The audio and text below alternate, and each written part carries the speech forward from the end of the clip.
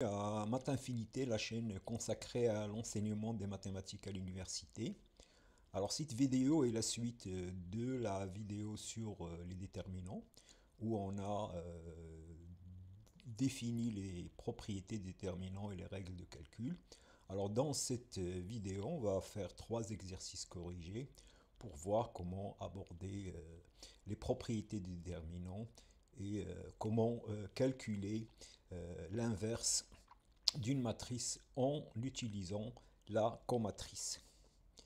Alors le premier exercice, donc on va calculer 5 déterminants. Voilà, donc le premier D1 c'est un déterminant 3, 3. Ici 3, 3, 3, 3, 4, 4 et 4, 4. Donc voilà. Alors donc ici on va utiliser les règles relatives. Alors d'abord, il y a la première chose, c'est la définition du déterminant, c'est-à-dire le développement suivant une ligne ou une colonne. Donc ça, si vous êtes devant un déterminant et si vous ne voyez pas comment le simplifier, donc le plus simple, c'est de l'aborder en faisant le développement suivant une ligne et une colonne. Et donc par exemple, en choisissant bien sûr la ligne ou la colonne où le déterminant contient le plus de 0. Ben, sinon, vous utilisez la règle que si les colonnes ou les lignes sont linéairement dépendants, donc le déterminant est nul. Vous pouvez ajouter à une ligne une combinaison linéaire des autres lignes ou à une colonne une combinaison linéaire des autres colonnes sans changer le déterminant. Voilà, donc c'est ça les règles. Donc, il faut simplifier quand c'est possible. Si ce n'est pas possible, eh ben, il faut développer suivant une ligne ou une colonne. Alors allons-y, donc par exemple pour T1, alors on voit bien que ici, c'est pas la peine de se casser la tête, mais on peut développer soit suivant la dernière colonne, soit suivant la dernière ligne. Alors, donc c'est ce qu'on va faire. Donc on développe suivant la dernière colonne. Donc il va y avoir A. Donc ici, il faut faire attention. Ici, il y a le signe. Donc c'est moins 1 à la puissance 1, 3. Puisque là, on est dans la ligne 1 et la colonne 3. Donc moins 1 à la puissance 1, 3. Donc ça va donner un plus. Et voilà, il restera ce déterminant. Et pour l'autre coefficient, ben, il y a moins 1 à la puissance 2, 3, donc c'est 5, donc il y a un moins, et donc il restera ça. Et après, ben, ça c'est un déterminant de 2, on le calcule, voilà. Alors on peut ici mettre P en facteur, et ici A en facteur, et donc on va trouver cette formule. Voilà, donc ça c'est le développement suivant une ligne ou une colonne. Donc ça marche toujours et si, comme je l'ai dit, si vous ne voyez pas de simplification, faites le développement suivant une ligne, suivant une colonne. Alors pour le deuxième, alors celui-là, on va remarquer que si je fais la somme des colonnes, si je fais cette colonne plus cette colonne plus cette colonne, ben, je vais trouver 0. Donc vous voyez ici, j'ai A moins B plus P. Donc les P va simplifier, donc il restera A moins C plus C moins A. Et donc c'est 0. Et là, la même chose, B moins C plus C, ça simplifie, B moins A. Voilà. Et donc la somme des colonnes égale à 0. Et donc le déterminant est nul. Vous n'aurez pas besoin de faire de calcul. Voilà, donc en notant C1, C2, C3, les colonnes de D2, on fait la somme et on trouve 0.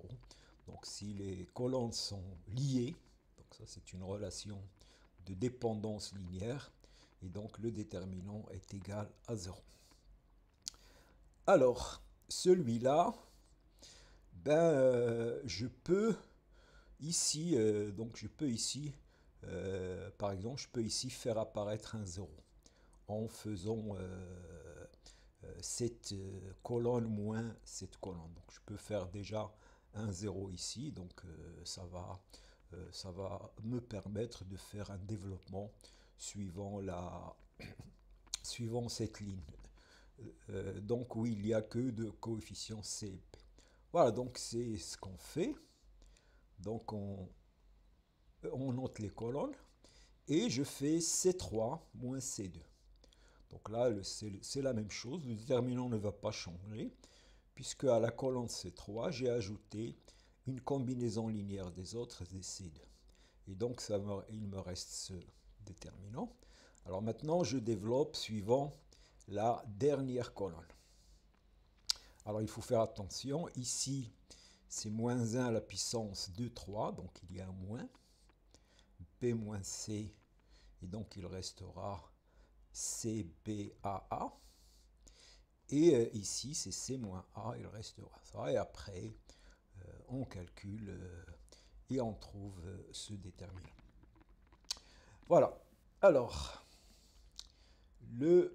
celui-là, comme il y a des 1 ici, donc je peux me débarrasser de 1 ici, ici, en faisant L2 moins L1, L3 moins L1 et L4 moins L1. Donc ça, c'est quand vous avez la même... voilà, on peut se débarrasser et on se ramène à un déterminant 3, 3.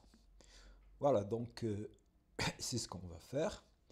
Donc je vais fixer L1, L2 moins L1, L3 moins L1 et L4 moins L1. Et donc, ça va me donner ça. Alors maintenant, je développe suivant la première ligne. Et donc, il va me rester ce déterminant. La première colonne, donc il va rester ce déterminant-là. Alors ici, je remarque que j'ai B-A en facteur, puisque le déterminant multilinéaire, donc il y a B-A qui va sortir, il va rester ça. Et maintenant, je peux développer suivant la dernière colonne. Ou bien, je peux me débarrasser de cette ligne, de mettre un 0 ici. Donc c'est ce que je fais ici. Je fais L3 moins L1. Et voilà. Et je me ramène à un déterminant de 2. Voilà, alors ici, il faut faire attention, il y a un signe moins.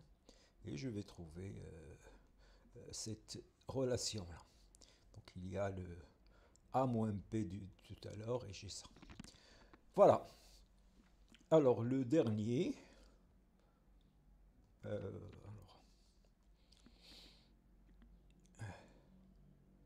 Qu'est-ce qui reste? Il reste celui-là. Là aussi, je peux faire apparaître ici, mettre ici un 0 et un 0 ici, en faisant cette colonne moins cette colonne. Et la même chose là. Donc, bon, maintenant, bon, vous avez compris. Alors, c'est celui-là. Voilà, alors, donc je fais justement L3 moins L2. Alors, donc c'est ça. Donc là, je fais sur ligne. Alors, revenons, déterminant. C'est celui-là, oui, donc là, je fais apparaître les zéros ici. Donc je fais L3 moins L2, L4 moins L2.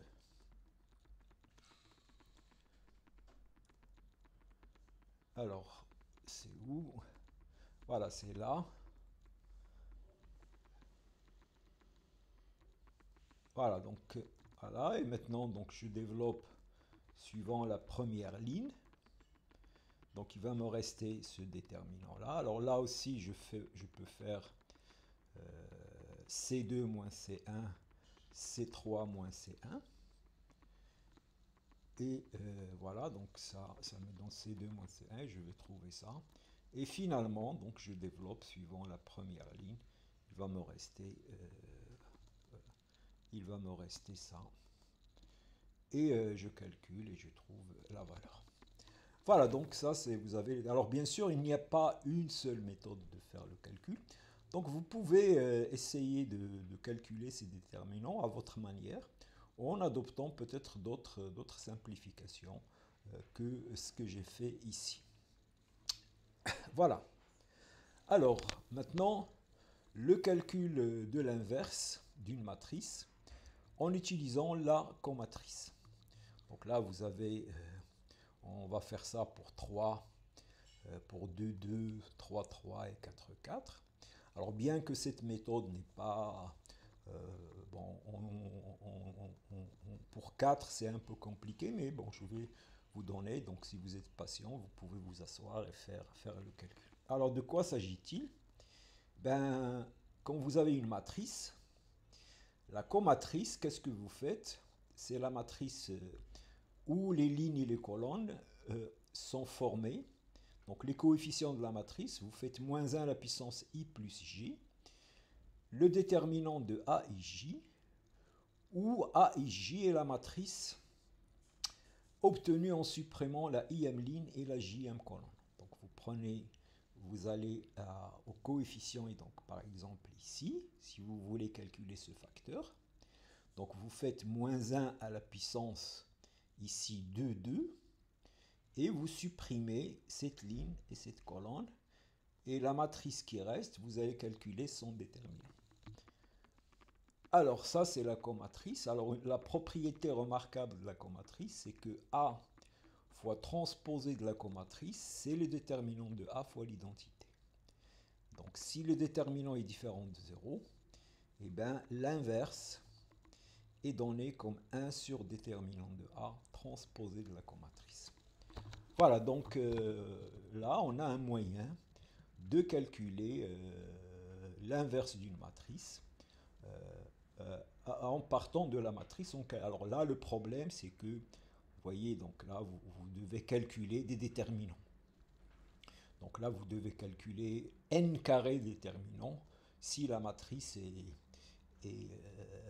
est d'ordre n. Donc pour n égale à 2, donc vous devez trouver 4 déterminants. Pour n égale à 3, vous devez calculer 9 déterminants. Et pour n égale à 4, vous devez calculer 16 déterminants. Donc ça devient compliqué, mais l'objectif ici de l'exercice, c'est que vous devez savoir la méthode. Alors après, vous pouvez l'appliquer en dimension 2 ou en dimension 3, et c'est tout. Alors pour la dimension 2, alors d'abord, on calcule le déterminant de la matrice pour voir s'il est inversible. La matrice est inversible si seulement si son déterminant est différent de 0. Donc ici, le déterminant, c'est moins 2. Donc la matrice est inversible. Alors la comatrice. Alors le coefficient ici, vous faites moins 1 à la puissance 1 plus 1 ici. Et le déterminant de ce qui reste quand vous enlevez ça. Donc ici, il reste 1. Alors ici, vous faites moins 1 à la puissance 1 plus 2, c'est 3. Donc il y a un moins. Et vous prenez le déterminant qui reste. Donc ici, c'est moins 4. Là, la même chose, vous faites comme ça. Avec un signe, ça donne moins 1. Et la dernière, avec plus, ça donne 2. Donc c'est ça la comatrice. Et donc, A est inversible. Et A moins 1 égale à 1 demi. 1 sur moins 2 sur le déterminant fois la transposée de cette matrice. Alors il faut faire attention, c'est la transposée. Donc ici, il va y avoir 1 moins 4. Moins 4 divisé par moins 2, c'est 2. Et voilà, donc vous avez trouvé ça. Alors vous pouvez vérifier, si vous faites le calcul, vous calculez A fois 1 moins 1, vous allez trouver l'identité. Alors on peut faire ça. Par exemple ici, la première ligne fois la première colonne. Donc j'ai 2 fois moins 1 demi moins 1. Plus 2, ça fait 1. Donc il y a 1. Alors après, on va trouver 0. 2, ici, ça fait 1. 1 fois moins 1, donc ça fait 0. Et ici, j'ai 4 fois moins 1 demi, ça fait moins 2. Plus 2, ça fait 0. Et le dernier, je dois trouver 4 fois 1 demi, 2.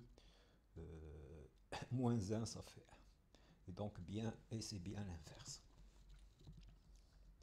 Alors pour l'autre, on calcule d'abord le déterminant de A. Donc on le calcule en développant ici, suivant, par exemple, suivant cette deuxième ligne. Donc ça fait 2 fois ça, moins 1 fois, voilà, donc on développe, on trouve le déterminant. Alors, il y a un moins, donc ça fait 4. Et je fais les commas. Alors là, il y a 9 déterminants avec des signes. Donc le premier c'est celui-là. Donc je barre cette ligne et cette colonne. Donc il me reste celui-là. Et donc c'est ce que j'ai mis ici. Et vous faites la suite. Donc là, il faut faire ça au moins une fois dans votre vie. Et donc, ça y est, une fois que vous l'avez fait, il ne faut pas oublier les signes. Le moins 1 à la puissance. Donc ici, c'est moins 1 à la puissance 1 plus 1. Ici, c'est moins 1 à la puissance 1 plus 2. Ici, c'est moins 1 à la puissance 1 plus 3. Moins 1 à la puissance 2 plus 1, etc. Et donc, vous allez trouver ce déterminant. Donc, c'est ça la comatrice. Et l'inverse, c'est 1 sur le déterminant fois la transposée de la comatrice. Alors, vous voyez, on fait la transposée. Donc, je permute les lignes et les colonnes. Et vous vérifiez que... Alors, pour 4, donc là, moi j'ai fait les calculs, mais je vous invite à le faire. Donc, par exemple, pour le coefficient A12, donc vous faites celui-là, donc c'est celui-là. Vous faites moins 1 à la puissance 1 plus 2. Et vous enlevez cette ligne et cette colonne. Et donc il restera... alors 1, 2. 1, 2, c'est celui-là. Voilà, 1, 2, c'est celui-là. Donc vous enlevez ça et ça.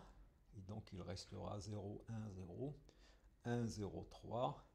Et vous calculez ce déterminant et vous trouvez moins 3. Et 2, 2, c'est celui-là. Donc vous enlevez cette ligne et cette colonne. Et vous allez trouver ça.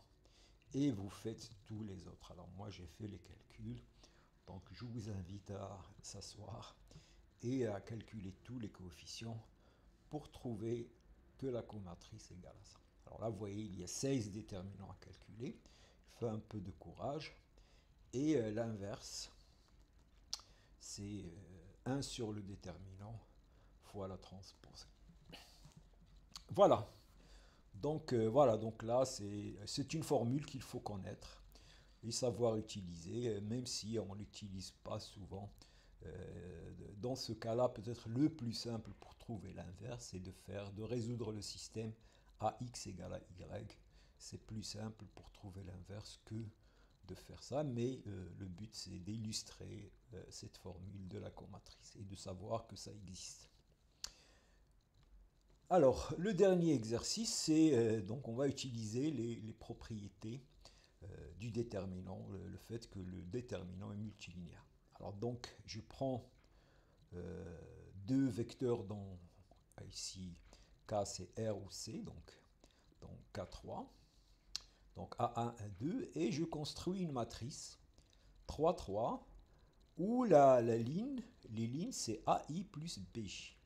Donc par exemple, le premier coefficient c'est A1 plus B1, le deuxième coefficient c'est A1 plus B2, etc.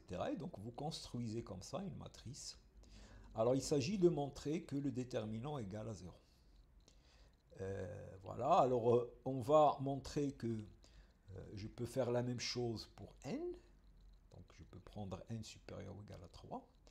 Et on va montrer que toujours le déterminant est égal à 0. Et on va voir ce qui se passe pour n égale à 2. Est-ce que le résultat reste valable pour n égale à 2? Voilà, alors donc allons-y. Donc voilà, donc alors essayez donc de faire l'exercice vous-même. Donc écrire d'abord la matrice dans le cas 3 et voir si vous pouvez voir pour quelle raison ce déterminant va être égal à 0 sans bien sûr sans calculer, faire le calcul. voilà, on va montrer qu'il est nul sans bien sûr développer le déterminant. Alors allons-y, donc voilà notre matrice. Donc voilà A1 plus P1, A P2, etc. Donc voilà la matrice. Alors la remarque, on va noter les colonnes. Alors les colonnes ici. Alors vous remarquez que la colonne C1, c'est ce vecteur A1, A2, A3, plus P1 fois ce vecteur E. Donc la colonne C1, c'est V plus P1E, C2, c'est V plus P2E, et C3, c'est V plus P3. Voilà, donc c'est ça la remarque. Et donc le déterminant de A, c'est le déterminant de V plus P1E, etc. Et maintenant, on va utiliser le fait que le déterminant est multilinéaire. Donc ça veut dire qu'il est linéaire par rapport à chaque facteur. Et donc voilà, je calcule. Donc il va y avoir donc ces déterminants de V, V, V, plus déterminant de V, P2, E va sortir, donc P2 déterminant de VE, P3 déterminant, etc. Donc par multilinéarité. Donc je vais trouver ça. Le déterminant, c'est déterminant VV plus P2 VEV plus P3 plus P1, etc. Voilà, donc c'est ça. Et ce qu'il faut remarquer, que dans chaque facteur, il y a un vecteur qui se répète. Donc ici, donc ça c'est le déterminant. Donc bon, les vecteurs sont les mêmes, donc c'est 0. Là aussi, le vecteur V se répète, donc le déterminant est 0. Et là, V se répète, c'est 0. Là, V, c'est 0. Ici, c'est E.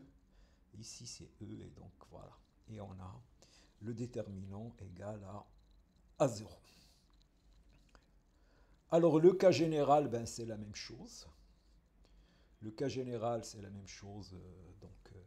C'est la même situation, sauf qu'on a un N. Et puis, voilà. Et quand on développe, et bien ici, il va y avoir toujours un vecteur qui se répète dans cette partie-là. Et donc, je vais avoir 0. Alors, par contre, pour n égale à 2, je ne vais pas avoir de répétition. Donc, il va y avoir déterminant de VV, ça donne 0. Et il y aura B1 déterminant de EV, plus P2 déterminant P1 EV, et plus P2 déterminant VE. Alors, déterminant VE, c'est moins EV, et donc je vais trouver cette formule. Et donc, bon, j'écris le déterminant de VE, c'est ça, A1, A1. Voilà, alors cette quantité n'est pas toujours nulle, si je choisis ces valeurs pour A1, A2, etc. Voilà, donc le résultat n'est pas valable. Alors l'hypothèse ici, n supérieur à 3 est importante parce que c'est là où il y a la répétition. Voilà, donc voilà, on a fait un petit tour sur le déterminant. Alors il ne faut pas oublier que cette propriété du déterminant, la multilinéarité. Donc ça c'est très important. Le déterminant est une application. Alors vous voyez ici, si vous essayez de faire les calculs pour montrer que cette quantité est nulle, ça va être très très compliqué. Alors que là, en utilisant la multilinéarité, on y arrive facilement. Voilà, et on arrive à la fin de cette vidéo. Donc si vous avez aimé, donc vous likez, surtout partagez avec vos amis pour que la chaîne, pour que le contenu parvienne au maximum de personnes possible. Et je vous remercie.